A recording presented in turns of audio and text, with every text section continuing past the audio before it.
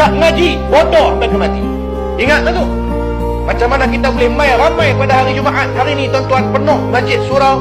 Kenapa tidak pada malam-malam yang lain? Sibuk sangat dah kita dengan dunia. Berapa banyak juta sangat bisnes yang kita buat, sampai kita tak nak luang masa mengaji. Padahal kita ni kurang lagi ilmu. Tuan-tuan, jangan jadi manusia yang Allah Ta'ala sebut dalam Quran surah Al-Baqarah, fi qulubihim maradun fazadahumullahu marada. Dalam hati ni ada penyakit.